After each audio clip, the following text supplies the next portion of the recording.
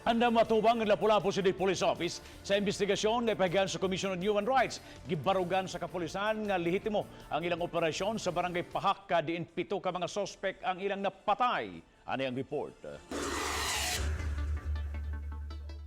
Sumani Senior Superintendent Limuel Obon, ang direktor sa Lapu-Lapu City Police Office, nga ilang hangpon ang himuong imbestigasyon sa Commission on Human Rights. Kinayaran mahatagan o katinaawan ang nahitabo sa St. Michael, Barangay Pajac, Dakbayan sa Lapu-Lapu.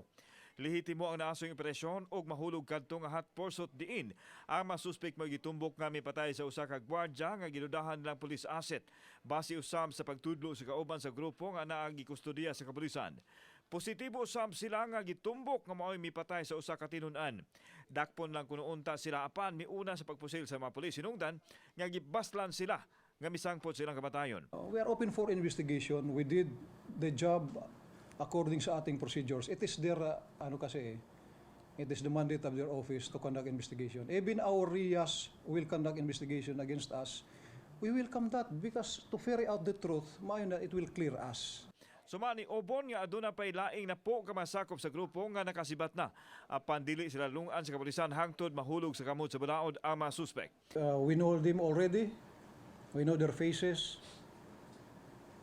It's just a matter of time that we will apprehend them.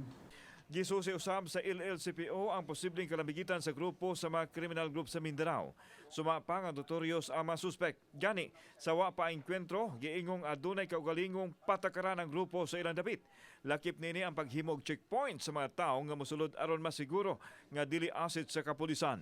Ang kining grupuhan nila nami top list nga ding 17, 17, no? Puro ni mga armado o kanang mahugya po ng lihok ani. Mga wat, illegal drugs, unya ang mga competitors nila ilang eliminate